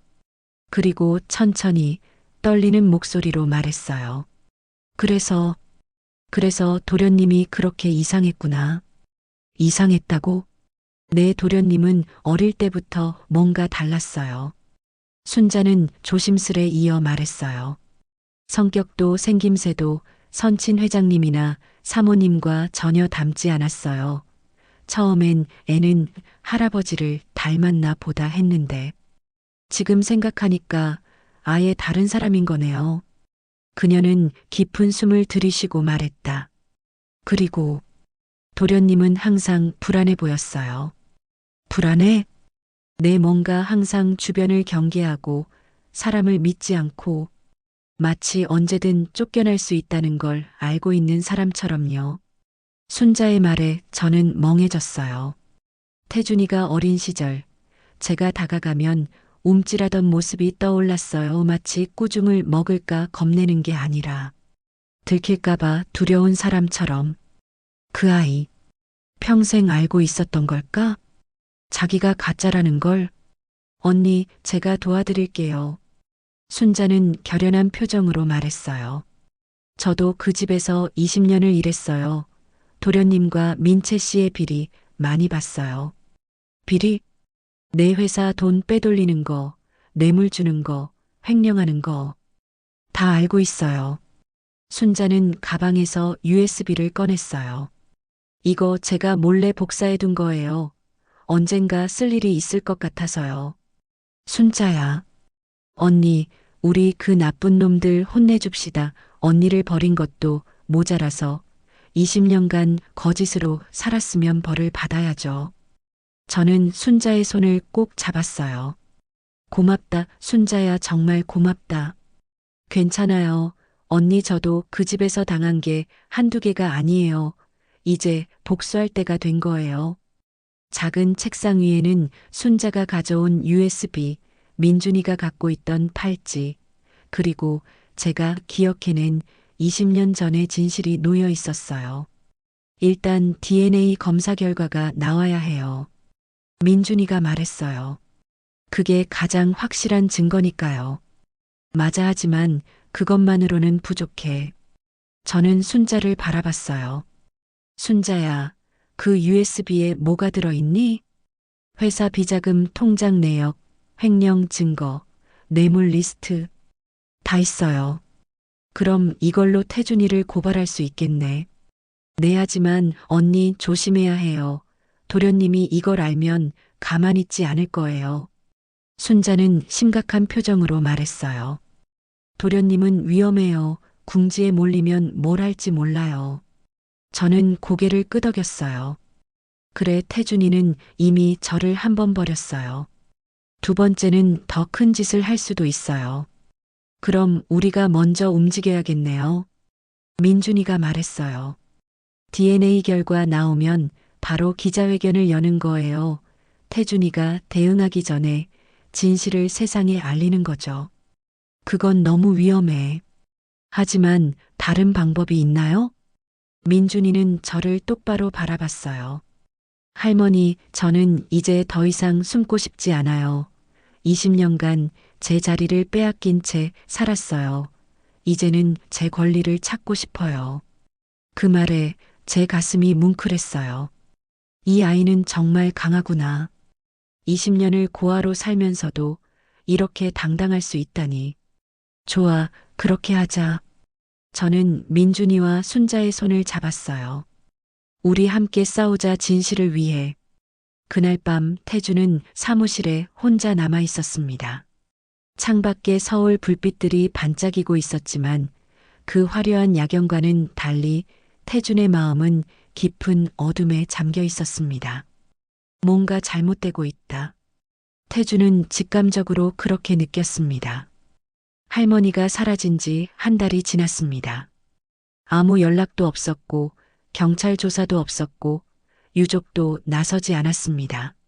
마치 존재 자체가 사라진 사람처럼 세상은 조용했습니다. 죽었을까? 태주는 그 생각을 떠올렸습니다. 차라리 그랬으면 좋겠다고 생각했습니다. 하지만 동시에 불안이 스멀스멀 올라왔습니다. 만약 살아있다면? 만약 누군가 진실을 알아냈다면? 태주는 책상 서랍을 열고 비밀 서류처를 꺼냈습니다. 해외 계좌, 위장회사, 비자금 통장. 태주는 이미 준비를 끝내둔 상태였습니다. 지금이라도 이 나라를 떠날 수 있었습니다. 어머니는 모르겠지. 어머니는 자신이 완벽하다고 믿고 있습니다. 하지만 태주는 알고 있습니다. 우리 가족은 언제든 무너질 수 있으며 그 순간은 오늘일 수도 있습니다. 그때 휴대폰이 울렸습니다. 태주는 전화를 받았습니다. 여보세요. 태준 씨, 저 김 변호사입니다. 무슨 일입니까? 혹시 강정희 여사님 관련해서 DNA 검사 요청이 들어간 거 아십니까? 그 말을 듣는 순간 태주는 숨이 멎는 것 같았습니다. 다시 말씀해 주시겠습니까? 병원 쪽에서 확인했는데요. 강정희 여사님과 박민준이라는 청년의 DNA 검사가 진행 중이랍니다. 박민준. 그 이름을 듣는 순간 태주는 확신했습니다. 그 아기 다 20년 전 바꿔치기 된 그 아이가 나타났다. 결과는 언제 나옵니까? 이번 주 안이라고 합니다. 전화를 끊자 태주는 힘이 풀린 듯 바닥에 주저앉았습니다. 끝났습니다. 모든 게 끝났습니다. 20년 동안 두려워하며 대비해온 그 순간이 마침내 태준 앞에 도착했습니다. 같은 시각 고시원에서 저는 창밖을 바라보며 생각에 잠겨 있었어요. 이제 곧 시작이다. DNA 결과가 나오면 모든 것이 밝혀져요. 태준이는 무너질 거예요. 민채는 감옥에 갈 거예요. 그리고 민준이는 자신의 자리를 되찾을 거예요. 하지만 저는 알고 있었어요. 태준이는 가만히 있지 않을 거야. 그 아이는 20년간 이 자리를 지켜왔어요. 쉽게 포기하지 않을 거예요. 위험할 거야. 하지만 저는 물러서지 않을 거예요. 민준이를 지키기 위해서라도. 저는 팔찌를 꺼내 들었어요. 투박한 청옥 문양이 달린 그 오래된 팔찌를. 이제 모든 진실이 밝혀진다. 기다려라, 태준아 민채야. 너희가 저지른 죗값을 치르게 해주마. 창밖으로 새벽이 밝아오고 있었어요. 폭풍 전야의 고요였어요. 그 시각 태준이는 또 악몽을 꾸고 있었어요. 불길이 사방을 휘감았어요. 연기가 목을 조였어요. 그 속에서 갓난아기의 울음소리가 들렸어요. 울음소리는 점점 커졌고 태준이는 그 소리에서 벗어나려고 발버둥 쳤어요. 하지만 벗어날 수 없었어요. 울음소리는 태준이를 따라왔어요. 끈질기게, 집요하게. 넌 가짜야, 넌 도둑이야. 어디선가 목소리가 들렸어요. 태준이는 고개를 돌렸어요. 어둠 속에서 한 아이가 서 있었어요. 그 아이는 태준이와 똑같이 생겼어요. 아니, 더 정확히 말하면 태준이보다 더 진짜처럼 보였어요. 내 자리를 돌려줘. 그 아이가 다가왔어요. 태준이는 뒤로 물러섰어요. 하지만 뒤는 벼랑이었어요. 한 걸음만 더 가면 떨어질 것 같았어요. 싫어. 이건 내 거야. 태준이는 소리쳤어요. 하지만 그 아이는 계속 다가왔어요. 넌 도둑이야. 25년 동안 훔쳐 살았어. 아니야. 태준이는 비명을 지르면서 잠에서 깼어요. 온몸이 땀으로 젖어 있었어요. 숨이 가빴어요. 심장은 미친 듯이 뛰고 있었어요. 태준이는 떨리는 손으로 물을 마셨어요. 하지만 목은 여전히 바짝 말라 있었어요. 창밖은 아직 어두웠어요. 새벽 4시. 태준이는 침대에서 일어나 거실로 나갔어요. 넓은 거실은 텅 비어 있었어요. 고급 소파, 값비싼 그림, 거대한 샹들리에 모든 게 태준이의 것이었어요. 하지만 동시에 모든 게 태준이의 것이 아니었어요. 태준이는 소파에 주저앉았어요. 고개를 숙이고 손으로 얼굴을 감쌌어요. 나는 누구인가? 그 질문이 다시 떠올랐어요. 평생을 괴롭혀온 그 질문. 태준이는 10살 때 알았어요. 우연히 어머니 민채의 일기장을 봤을 때 1994년 12월 24일 나는 오늘 끔찍한 일을 저질렀다 하지만 이것이 우리 모자가 살 수 있는 유일한 방법이었다. 미안하다. 태준아 엄마가 너를 도둑으로 만들었구나. 그 글을 읽었을 때 10살 태준이는 이해할 수 없었어요. 하지만 직감적으로 알았어요. 뭔가 잘못됐다는 걸. 그리고 시간이 지나면서 태준이는 모든 걸 깨달았어요. 자신이 강태준이가 아니라는 것을, 자신이 이 집의 진짜 후계자가 아니라는 것을, 자신이 도둑이라는 것을. 그날 이후 태준이는 단 하루도 편히 잔 적이 없었어요. 항상 불안했고, 항상 두려웠어요. 언제 들킬까, 언제 쫓겨날까, 언제 모든 걸 잃을까. 그래서 태준이는 더욱 냉정해졌어요. 더욱 무자비해졌어요. 이 자리를 지키기 위해서라면 무슨 짓이든 했어요. 할머니를 버린 것도 그 때문이었어요. 할머니의 치매가 심해지면 언젠가 진실을 떠올릴지도 모른다는 두려움, 그 두려움이 태준이를 괴물로 만들었어요. 하지만 이미 늦었어. 태준이는 고개를 들어요. 거대한 창문 너머로 서울의 야경이 펼쳐져 있었어요. 아름다웠지만 태준이에게는 감옥처럼 느껴졌어요. DNA 검사 박민준. 그 이름이 머릿속에서 떠나지 않았어요. 태준이는 이미 조사를 끝냈어요. 박민준, 26세, 고아 출신, 배달 일을 하며 근근히 생활 그리고 1994년 12월 24일생. 자신과 같은 생일. 자신과 바뀐 그 아기. 진짜 강태준. 그가 나타났구나. 태준이는 주먹을 꽉 쥐었어요. 손톱이 손바닥에 파고들었어요. 아팠지만 신경 쓰지 않았어요. 포기할 수 없어. 25년 동안 지켜온 이 자리, 이 삶, 이 모든 것 포기할 수 없었어요. 설령 그게 거짓이라도, 설령 그게 훔친 거라도. 그날 오후 전화가 왔어요. 저는 민준이의 낡은 핸드폰을 들었어요. 손이 떨렸어요. 화면에는 서울대병원이라는 이름이 떠 있었어요. 여보세요. 목소리가 갈라졌어요. 저는 침을 꿀꺽 삼키고 다시 말했어요. 네, 강정희입니다. 강정희 여사님, DNA 검사 결과 나왔습니다. 심장이 멎는 것 같았어요. 저는 숨을 멈춘 채 전화기를 귀에 바짝 붙였어요. 박민준 씨와의 친족 관계 검사 결과 99% 확률로 친손자 관계가 확인되었습니다. 그 말을 듣는 순간 저는 주저앉았어요. 다리에 힘이 풀렸어요. 가슴이 터질 것 같았어요. 눈물이 쏟아졌어요. 25여 년 만에 확인된 진실이었어요. 민준이는 제 손주가 맞았어요.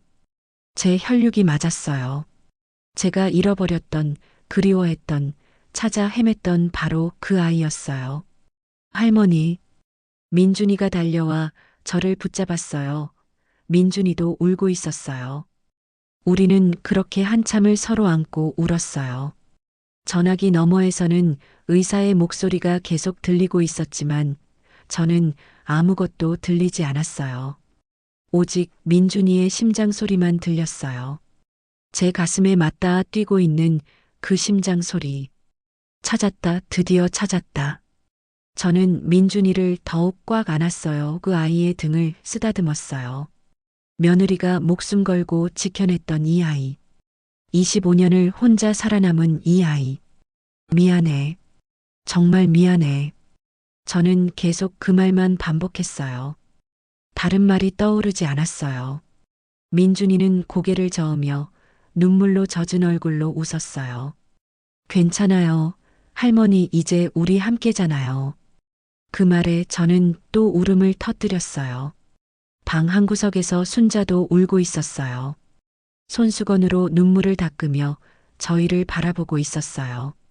그녀의 눈빛에는 기쁨과 동시에 응어리진 분노가 서려 있었어요. 이제 시작이다. 저는 눈물을 닦으며 생각했어요. 이제 진짜 싸움이 시작된다. 민채의 핸드폰이 울렸어요. 그녀는 백화점 명품 매장에서 쇼핑 중이었어요. 점원이 내민 샤넬 가방을 살펴보던 중이었죠. 전화를 보니 병원에서 걸려온 번호였어요. 이상한 예감이 들었어요. 민채는 점원에게 잠시만 기다리라는 손짓을 하고 매장 밖으로 나가 전화를 받았어요. 네, 박민채입니다. 민채 씨, 혹시 1994년 산후조리원 화재 사건 기억하십니까? 그 말을 듣는 순간 민채의 얼굴이 하얗게 질렸어요.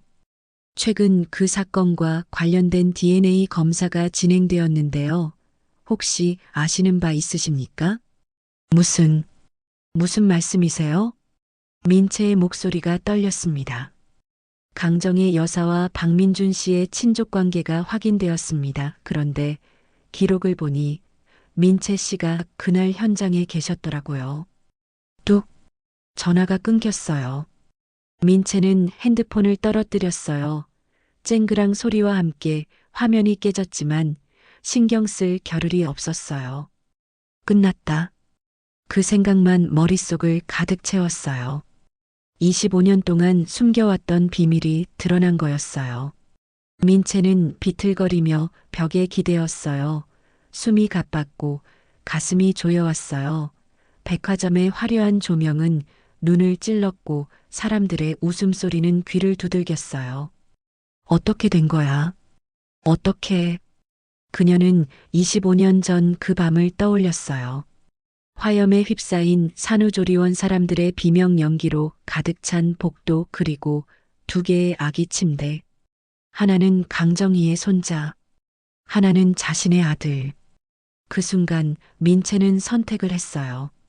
자신의 아들을 강정희의 손자 침대에 놓고 강정희의 손자를 자신의 아들 자리에 놓았어요. 그리고 강정희의 손자를 안고 밖으로 나왔어요. 사람들은 그녀를 도련님의 아들을 구했다고 칭찬하며 영웅 취급했죠. 하지만 밤 민채는 그 아기를 고아원 앞에 버렸어요. 미안하지 않았어요. 오히려 당연하다고 생각했어요. 그것만이 자신과 아들이 살아남는 방법이라고 믿었으니까요. 하지만 지금 존재를 알지도 못했던 팔찌가 자신의 목을 조이고 있었어요. 태준이.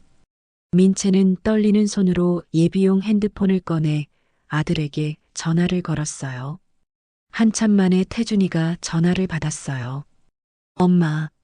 태준아, 큰일 났어. 알아, 나도 방금 연락 받았어.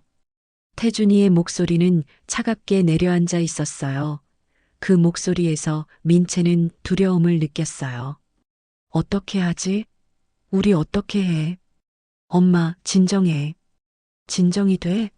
DNA 검사 결과가 나왔다고. 이제 모든 게 끝난 거야. 아직 끝난 게 아니야. 태준이의 목소리는 더 낮고 차가웠어요. 증거를 없애야 해. 무슨 증거? 그 할머니 그리고 박민준. 민채는 숨이 멎었어요. 태준아. 설마 너. 엄마도 알잖아. 우리가 살려면 그 사람들이 사라져야 해. 전화가 끊겼어요. 민채는 핸드폰을 손에 든 채 멍하니 서 있었어요. 손이 떨렸고 다리는 힘이 풀렸어요. 내 아들이 괴물이 됐구나. 아니, 처음부터 괴물이었는지도 몰랐어요. 아니면 자신이 괴물로 만든 것인지도. 민채는 그 자리에서 주저앉았어요. 차가운 백화점 바닥보다 그녀의 가슴이 더 차가웠어요. 언니, 조심해야 해요. 순자가 심각한 표정으로 말했어요. 우리는 DNA 검사 결과지를 들고 고시원으로 돌아와 있었어요. 도련님이 가만히 있지 않을 거예요. 제가 그 사람 오래 봤잖아요. 위험해요. 알아, 나도 알아. 저는 고개를 끄덕였어요. 태준이는 궁지에 몰린 쥐처럼 뭔가 할 거예요. 그리고 그것은 우리에게 치명적일 수 있었어요. 민준아. 네, 할머니. 당분간 여기서 나가지 말자. 하지만 일은 나중에 해도 돼. 지금은 안전이 먼저야. 민준이는 제 표정을 보고 말없이 고개를 끄덕였어요. 그때 창밖에서 이상한 소리가 들렸어요. 누군가 계단을 올라오는 소리. 너무 조용했어요. 딱 들키지 않으려는 사람의 걸음소리였어요. 순자가 창문으로 다가가 밖을 내다봤어요. 그리고 얼굴이 하얗게 질렸어요. 언니, 밖에 사람들이 있어요. 누군데? 모르는 사람들이에요, 근데. 뭔가 이상해요. 저는 민준이를 돌아봤어요. 민준이도 긴장한 표정이었어요. 벌써 움직였구나, 태준아. 저는 가방을 들었어요. 안에는 DNA 검사 결과지와 팔찌, 그리고 순자가 준 USB가 들어 있었어요. 지금 당장 여기서 나가야 해. 어디로요? 경찰서 아니면 신문사. 우리는 서둘러 짐을 챙겼어요. 하지만 그 순간, 똑똑똑, 문을 두드리는 소리가 들렸어요. 차갑고 느리고 너무 불길한 노크 소리였어요. 노크 소리가 멈추지 않았어요. 규칙적이고 끈질기고 마치 우리가 문을 열 때까지 절대 멈추지 않겠다는 듯한 소리였어요. 저는 민준이의 손을 꽉 잡고 있었어요. 심장이 터질 것만 같았고 손바닥에는 땀이 흥건하게 배어 있었어요. 70년을 살아오면서 이렇게 두려웠던 적은 없었어요. 아니, 정확히 말하면 두려움이 아니라 분노였어요. 감히 제 손주를 위협하다니. 감히 우리를 이렇게 몰아넣다니. 순자는 창문 쪽으로 다가가 커튼을 살짝 열어 밖을 내다봤어요. 그녀의 얼굴이 점점 굳었고 입술이 파르르 떨렸어요. 언니, 아래층에도 사람들이 있어요. 건물 밖에도. 몇 명쯤? 5, 아니, 6명 전부 검은 옷을 입고. 민준이는 말없이 문 앞으로 다가가 문구멍을 들여다봤어요. 그리고 천천히 고개를 저었어요. 복도에도 누군가 서 있었어요. 우리는 완전히 포위된 상태였어요. 노크 소리가 멈췄어요. 그리고 낮고 차가운 남자 목소리가 문 너머에서 들려왔어요. 강정희 여사님, 문 좀 열어주시죠. 목소리는 공손한 척했지만 속에는 분명한 위협이 깔려 있었어요. 얇은 문 하나를 사이에 두고 그들과 우리가 대치하고 있었어요. 저는 가방을 꼭 끌어안았어요. 이 가방 안에는 모든 증거가 들어 있어요. DNA 검사 결과지, 팔찌, USB. 이것들만 있으면 진실을 밝힐 수 있어요. 하지만 지금 우리는 갇혀 있었어요. 여사님, 태준 도련님께서 뵙고 싶어 하십니다. 순순히 나오시면 다치지 않으실 겁니다. 다치지 않는다. 그 말은 곧 저항하면 다칠 수 있다는 뜻이었어요. 민준이는 주위를 둘러봤어요. 이 좁은 방에는 출구가 딱 하나뿐이었어요. 바로 저 문 그리고 그 문 앞에는 태준이가 보낸 사람들이 버티고 있었어요. 창문은 어때요? 민준이가 속삭였어요. 순자가 고개를 저었어요. 3층이에요. 뛰어내리면. 다쳐요. 저는 단호하게 말했어요. 우리는 여기서 버티자. 누군가 눈치챌 거예요. 하지만 제 목소리는 떨리고 있었어요. 과연 누가 눈치챌까요? 이 허름한 고시원에, 이 늦은 밤에. 문 밖에서 다시 목소리가 들려왔어요. 마지막으로 말씀드립니다. 문을 여시죠. 그리고 금속성 소리가 들렸어요. 열쇠 뭉치를 꺼내는 소리. 그들은 고시원 주인에게서 마스터키를 받아온 것 같았어요. 문이 열리기 시작했어요. 마스터키로 잠금을 푼 검은 정장 차림의 남자 3명이 방 안으로 들어왔어요. 그들의 얼굴에는 아무 감정도 보이지 않았어요. 민준이는 제 앞을 가로막고 섰어요. 어깨는 긴장으로 딱딱해져 있었지만 단 한 발짝도 물러서지 않았어요. 비켜주시죠, 청년. 가장 앞에 남자가 차갑게 말했어요. 싫어요. 민준이가 짧게 대답했어요. 할머니를 보호해야 하니까요. 보호라. 남자는 비웃었어요. 청년, 현실을 보세요. 당신이 우리 셋을 어떻게 막겠어요? 해볼 거예요. 민준이의 목소리는 미동도 없었어요. 저는 그 뒷모습을 바라보며 가슴이 뭉클했어요. 25년을 고아로 살았던 아이가 이렇게 누군가를 지킬 수 있다니. 남자들이 다가왔어요. 민준이는 주먹을 꽉 쥐고 있었어요. 그 순간 순자가 앞으로 뛰어나왔어요. 잠깐. 순자는 휴대폰을 들고 외쳤어요. 나 지금 녹화하고 있어. 너희가 뭘 하든 다 찍히고 있어. 남자들이 멈춰 섰어요. 서로 눈빛을 주고받으며 잠시 망설였어요. 하지만 앞에 서 있던 남자가 비웃었어요. 그래서요? 그 영상 누구한테 보낼 건데요? 경찰? 경찰이 움직이기 전에 우리는 이미 모든 걸 끝낼 겁니다. 그는 한 걸음 더 다가왔어요. 강정희 여사님, 순순히 협조해 주시죠. 태준 도련님께서 뵙고 싶어 하십니다. 내 손주가 나를 버리고 이제는 협박까지 하는구나. 여사님, 저희는 협박하는 게 아닙니다. 그냥. 닥쳐. 제 목소리가 방 안을 울렸어요. 남자들이 잠시 움찔했어요. 25년 동안 거짓으로 내 곁에 있다가 나를 버린 놈이 이제 와서 무슨 낯짝으로 날 보겠다는 거야? 여사님, 내가 죽어도 태준이는 안 만나. 그리고 이 증거들은 반드시 세상에 알려질 거야. 저는 가방을 더 세게 껴안았어요. 남자들의 표정이 굳어졌어요. 그들은 말을 멈추고 바로 행동으로 옮겼어요. 그중 한 명이 민준이에게 달려들었어요. 그 시각, 태준이는 사무실 창가에 서서 서울의 야경을 내려다보고 있었습니다. 63층 최상층. 이곳에서 보면 모든 것이 작아 보였어요. 사람들은 개미처럼, 차들은 장난감처럼 보였어요. 그리고 지금 저 멀리 어딘가에서 할머니와 그 청년이 공포에 떨고 있을 거였어요. 태준이는 아무런 감정도 느끼지 못했어요.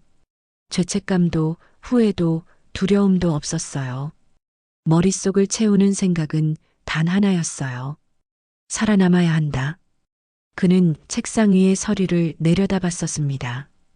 해외 계좌 이체 내역, 위장 회사 설립 서류, 가짜 여권. 모든 준비는 끝나 있었어요. 이틀만 시간을 벌면 태주는 이 나라를 떠날 수 있었어요. 그리고 다시는 돌아오지 않을 생각이었습니다. 할머니, 죄송해요. 입으로만 중얼거렸어요. 진심은 아니었어요. 어린 시절, 그는 할머니를 사랑하려고 노력했어요. 진짜 손주인 것처럼 굴려고 애썼어요. 하지만 마음속 어딘가에서 늘 어색했어요. 할머니도 느꼈을 거예요. 이 아이가 뭔가 다르다는 걸. 하지만 그녀는 자신에게 최선을 다했어요. 언제나 태준이 하고 싶다는 것은 모두 해주고자 했고 엘리트 코스로 모든 것을 해주었습니다. 그러나 그럴수록 태준은 불안했습니다. 모든 것들이 드러났을 때 나는 과연 사랑받을 수 있을까? 할머니는 나를 가족으로 받아들여줄까? 그때부터였어요. 그 불안이 태준을 집어삼키고 있었습니다. 태준은 능력과 성공으로 인정받기 위해 모든 것을 쏟아부었어요. 할머니에게 존재가 아닌 가치 있는 사람이라는 것을 증명받기 위해서였지요. 나중에 모든 것이 드러났을 때 필요해서 내칠 수 없는 존재가 되고 싶었어요. 그렇게 성공에 눈이 멀었던 어느 날 태준은 멈춰섰어요. 자신이 회사의 비리와 부정을 아무렇지 않게 저지르고 있던 모습을 자각하게 된 것이에요. 하지만 멈출 수 없었어요. 자신은 성공하고 저부를 키워야만 했어요. 그렇지 않으면 자신은 아무런 존재 가치가 없었으니까요. 그렇게 태주는 25년을 살아왔어요. 그리고 할머니가 치매에 걸리셨다는 것을 아는 순간 결심했죠. 지금이 기회라고. 내 불안의 모든 근원인 할머니가 사라지면 나는 떳떳하게 평범하게 살아갈 수 있을 거라고요. 이제 끝이다. 그때 휴대폰이 울렸어요. 부하가 보낸 메시지였어요. 목표물 확보했습니다. 어떻게 할까요? 태준이는 잠시 망설였어요. 지금 그들을 죽일까? 아니면 그냥 가둬둘까? 하지만 그들이 이 세상에 존재하는 순간 자신은 죽은 목숨이나 다를 게 없었어요. 태주는 어쩔 수 없다고 자신을 합리화하기 시작했습니다. 문제는 증거였어요. DNA 검사 결과지, 팔찌, USB. 그것들만 있으면 진실이 밝혀져요. 가져와야 해. 태준이는 답장을 보냈어요. 증거를 확보하세요. 그리고 그들을 24시간만 감금하세요. 그 후에는 계획대로 실행하세요. 알겠습니다. 휴대폰을 내려놓은 태준이의 손은 떨리지 않았어요. 양심의 가책도 없었어요. 그는 이미 오래전에 인간이기를 포기한 사람이었어요. 아니, 처음부터 인간이었던 적이 없었는지도 몰랐어요. 같은 시각, 민채는 집에 혼자 앉아 있었습니다. 텅 빈 거실 거대한 샹들리에가 민채를 내려다보고 있었습니다. 차갑고 무표정하게요. 민채는 멍한 표정으로 와인 잔을 기울였습니다. 레드와인이 목으로 넘어갔지만 아무 맛도 느껴지지 않았습니다. 그때 문득 머릿속에 강정희 여사님이 떠올랐습니다. 사람들은 몰랐지만 민채는 강 회장님에게 은혜를 받은 사람이었습니다. 가난하고 아무것도 없던 시절 미혼모로 갑자기 아이까지 생겨버려서 정말 죽으라는 건가 궁지로 몰렸을 때 길가에서 처량하게 울고 있던 저에게 처음으로 손 내밀어줬던 사람. 강 회장님은 아무런 연고도 없던 저의 마지막 이야기를 그냥 쭉 들어주셨어요. 그리고는 민채를 비서실로 뽑아주었습니다. 경력도 없는 민채에게요. 열심히 살아요. 아이에게 자랑스러운 엄마가 되도록. 그 말 지금도 기억하고 있습니다. 민채는 정말 열심히 일했습니다. 회장님의 믿음에 보답하고 싶었습니다. 누구보다 성실했고 잠도 줄여가며 일했고 강 회장님은 민채를 믿어주었습니다. 하지만 어느 순간부터 잘못되었습니다. 민채는 강 회장님의 모든 것을 가진 며느리가 부러웠습니다. 돈, 지위, 배경, 이름. 민채는 가진 게 아무것도 없었고 태준에게도 아무것도 줄 수 없었습니다. 그때 산후조리원 화재가 터졌고 민채의 머릿속 어딘가에서 속삭였습니다. 지금이 기회야. 그 순간 민채는 사람이 해서는 안 될 선택을 했습니다. 은혜를 준 사람의 손자를 버리고 민채의 아들을 그 자리에 넣었습니다. 결국 민채는 은인을 배신한 것이었습니다. 하지만 그때는 당연하다고 생각했습니다. 태준을 위해서라면 뭐든 할 수 있다고 믿고 있었습니다. 하지만 그 대가가 무엇이었는지 지금 너무나 똑똑히 알고 있습니다. 휴대폰이 울렸습니다. 태준에게서 문자가 왔습니다. 증거 확보했어요. 어머니는 안전하게 미국으로 출국하세요. 필요한 것은 모두 준비해 두었으니 문자에 적힌 장소로 오세요. 출국. 그 단어를 보는 순간 민채는 와인 잔을 탁 내려놓았습니다. 태준이 결국 민채를 버릴 것임을 직감했습니다. 이미 알고 있었습니다. 태준이 어느 순간 자신을 짐으로 여기던 것을요. 언제나 불안감 속에서 살아왔던 태준의 마지막 계획은 자신이 사라져야 한다는 것도요. 강 회장, 진짜 손주, 그리고 자신만 사라지면 이 진실은 영원히 묻힐 테니까요.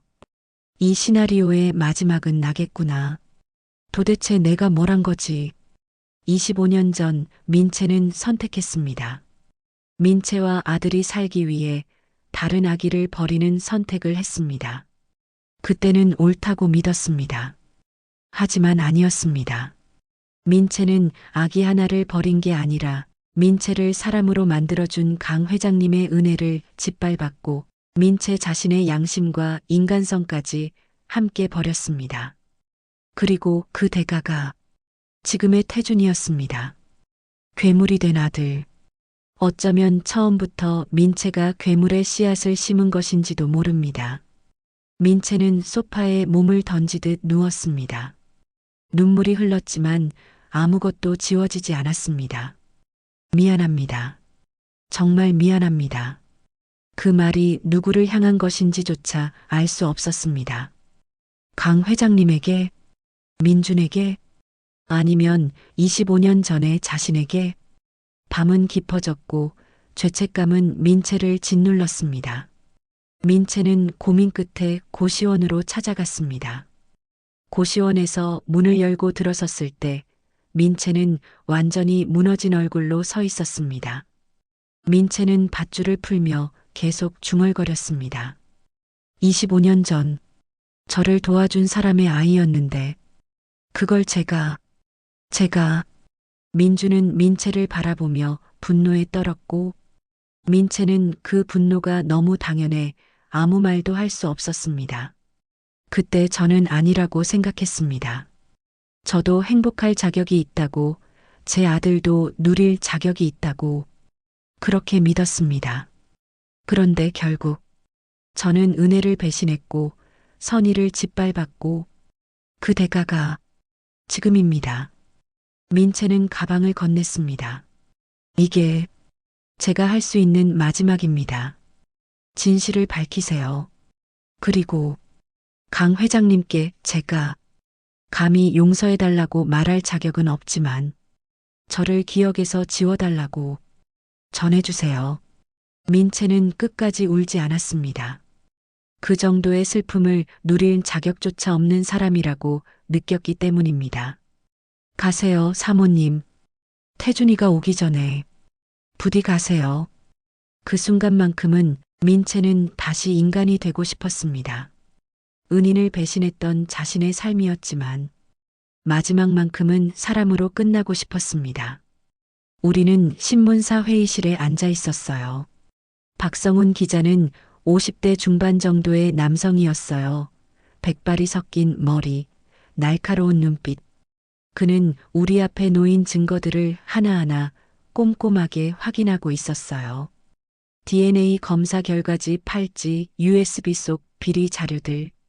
한참 동안 아무 말 없이 서류를 넘기던 그는 천천히 고개를 들었어요. 여사님, 이게 전부 사실입니까? 네. 저는 떨리는 목소리로 대답했어요. 25년 전 비서 박민채가 화재 혼란 속에서 아기를 바꿔치기 했어요. 제 손자를 고아원에 버리고 자기 아들을 제 손자라고 속였어요. 그리고 그 아이가 지금의 강태준 씨고요. 네, 그 아이는 제 손자가 아니에요. 그 말을 입 밖으로 꺼내는 순간 가슴이 무너져 내렸어요. 25년 동안 손자라고 믿었던 아이, 사랑하려고 애썼던 아이. 하지만 결국 저를 버린 아이. 박 기자는 민준이를 바라보았어요. 그럼 당신이 진짜 친손자시고요? 네. 민준이는 담담하게 대답했어요. 저는 고아원에서 자랐어요. 부모 얼굴도 몰랐고 이름도 제가 지은 거예요. 박민준, 그냥 흔한 이름으로. 힘드셨겠어요. 힘들었죠. 민준이는 쓸쓸하게 웃었어요. 하지만 이제 알았어요. 제가 왜 버려졌는지, 누가 저를 버렸는지. 박 기자는 노트북을 열었어요. 여사님, 이 이야기 기사화해도 괜찮습니까? 네, 부탁드립니다. 하지만 아시죠? 강태준 씨 쪽에서 가만히 있지 않을 겁니다. 법적으로 공격할 것이고 압박도 들어올 거예요. 알고 있어요. 저는 고개를 끄덕였어요. 하지만 이제는 진실이 밝혀져야 해요. 더 이상 거짓 속에서 살 수 없어요. 박 기자는 잠시 저를 바라보더니 천천히 고개를 끄덕였어요. 알겠습니다. 오늘 저녁 뉴스에 단독 보도하겠습니다. 같은 시각 민채는 경찰서 조사실에 앉아 있었습니다. 스스로 걸어서 왔고 스스로 입을 열었습니다. 25년 전 산후조리원 화재 사건 때 제가 아기를 바꿔치기 했습니다. 경찰관은 눈을 크게 뜨며 민채를 바라보았습니다. 무슨 말씀이십니까? 강정희 여사님의 손자를 고아원에 버리고 제 아들을 그 자리에 놓았습니다. 민채의 목소리는 떨리고 있었습니다. 하지만 더는 숨기고 싶지 않았습니다. 화재가 터졌던 그날 연기 속에서 했던 선택. 살기 위해서, 아들을 지키기 위해서 저질렀던 선택이었습니다. 왜 그런 짓을 하셨습니까? 가난했습니다. 미혼모였고 의지할 곳도 없었습니다.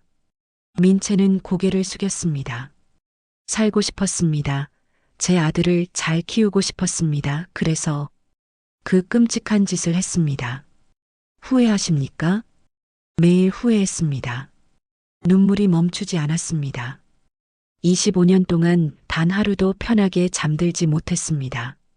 꿈에서 그 아기가 나타나 저를 원망했습니다. 제가 괴물이라고, 도둑이라고. 민채는 얼굴을 감싸쥐었습니다. 그리고 제 아들도 괴물로 만들었습니다. 거짓 위에 세워진 삶이 그 아이를 망쳤습니다. 경찰관은 조서를 작성하며 조용히 물었습니다. 그럼 강태준 씨도 이 사실을 알고 있었습니까? 네, 10살 때부터 알고 있었습니다. 그런데도 계속 강정희 여사의 손자 행세를 했다고요? 네, 제가 그렇게 만들었습니다. 제가 다 잘못했습니다. 민채의 목소리는 울음에 묻혀 끊겼습니다. 조서가 작성된 뒤 경찰관은 민채를 유치장으로 안내했습니다. 차가운 철창이 닫히는 소리가 들렸습니다. 하지만 이상하게도 마음 한구석은 조금 편안했습니다. 25년 만에 처음으로 진실을 말했기 때문입니다. 죄를 인정했기 때문입니다. 이제 벌을 받을 수 있겠구나. 민채는 딱딱한 침대에 누웠습니다. 눈을 감았습니다.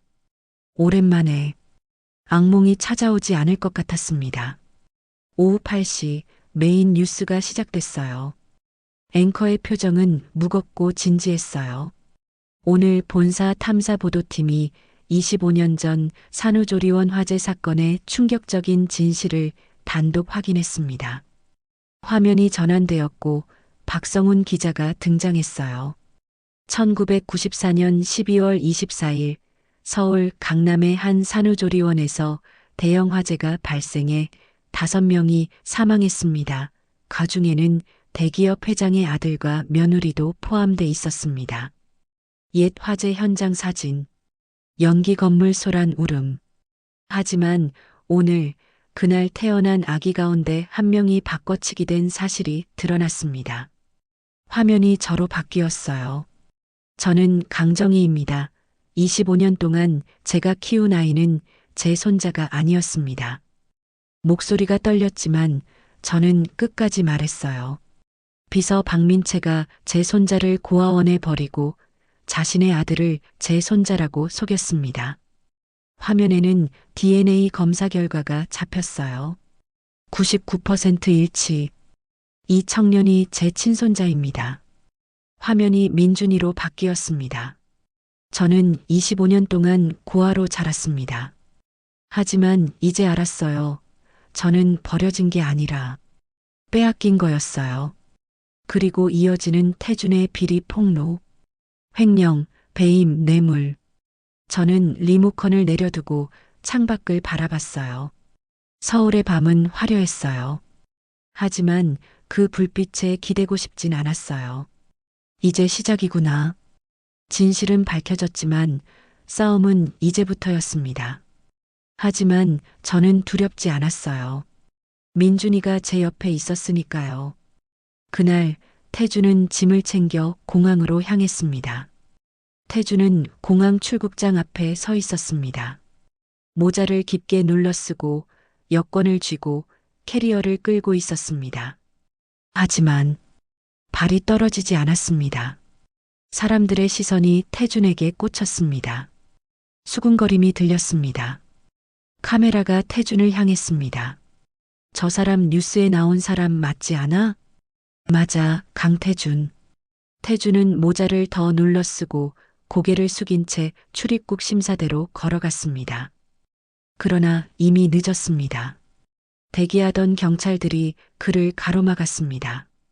강태준 씨, 동행해 주시죠. 회사 자금 횡령 및 배임 혐의로 긴급 체포합니다. 차가운 수갑이 손목에 채워졌습니다. 태준은 저항하지 않았습니다. 저항할 의미조차 없었습니다. 경찰차 창밖으로 공항이 멀어졌습니다. 자유도 멀어졌습니다.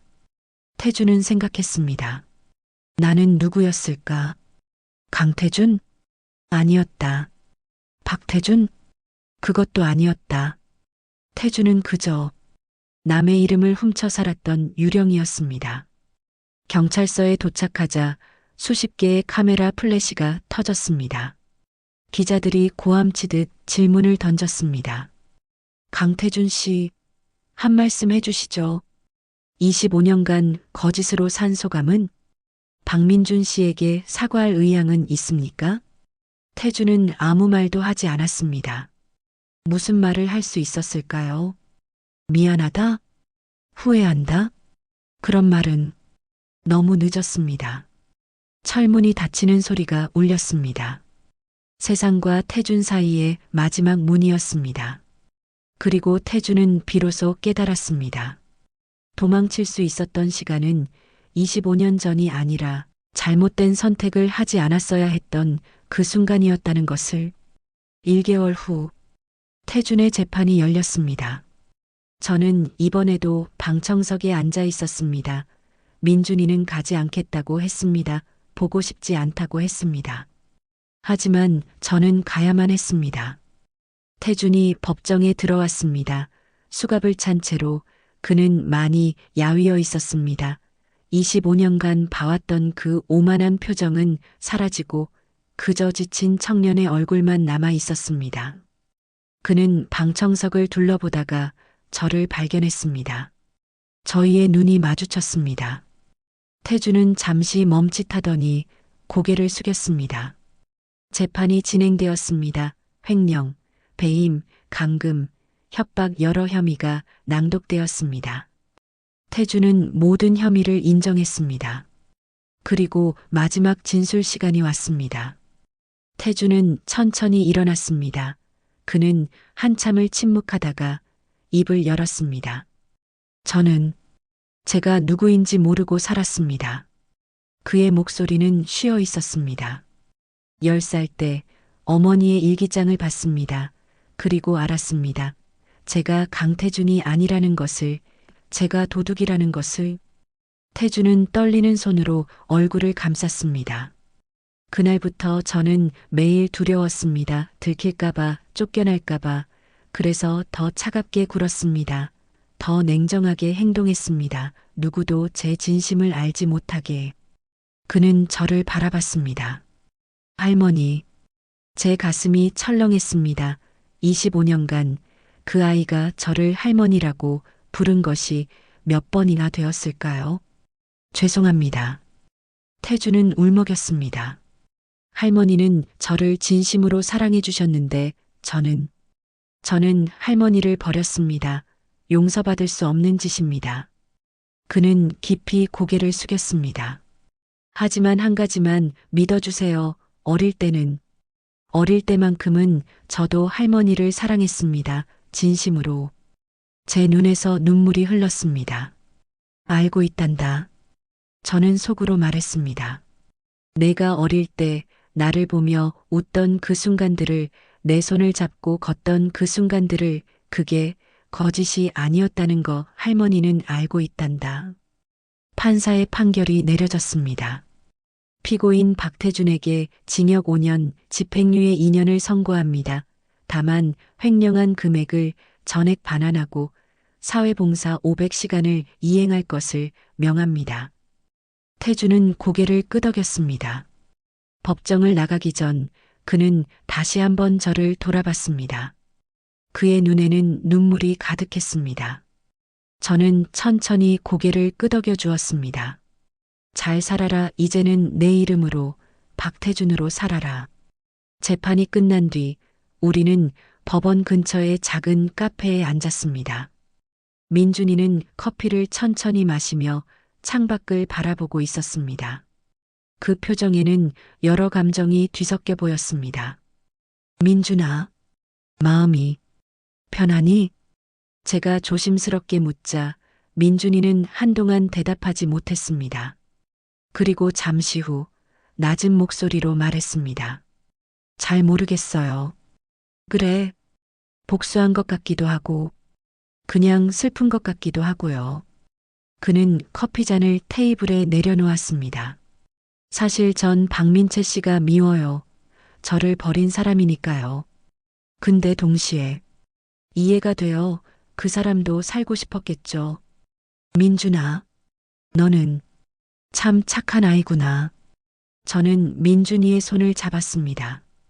25년을 혼자 살았는데도 아직도 사람을 이해하려고 하는구나. 민준이는 작게 웃었습니다. 할머니가 그렇게 키우셨잖아요. 비록 함께하지 못했지만 할머니 마음은 저한테 닿았어요. 저는 그 말을 듣는 순간 눈물이 고였습니다. 고맙다, 민준아. 할머니를 용서해줘서. 용서할 게 뭐가 있어요. 할머니도 모르셨잖아요. 하지만 너를 지켜주지 못했잖니. 이제부터 지키면 되죠. 민준이는 제 손을 꼭 잡았습니다. 할머니, 우리 이제부터 잘 살아요. 과거는 과거로 두고요. 저는 천천히 고개를 끄덕였습니다. 그래, 이제부터 잘 살자. 그 순간 처음으로 마음이 조금 따뜻해졌습니다. 봄이 왔습니다. 나는 작은 집 마당에서 꽃을 심고 있었습니다. 장미, 나팔꽃, 코스모스, 며느리가 좋아하던 꽃들이었습니다. 할머니, 물 가져왔어요. 민준이가 물병을 들고 마당으로 나왔습니다. 그는 이제 대학생이 되어 있었습니다. 장학금을 받아 경영학과에 다니고 있었지요. 고맙다, 민준아. 할머니, 무리하지 마세요.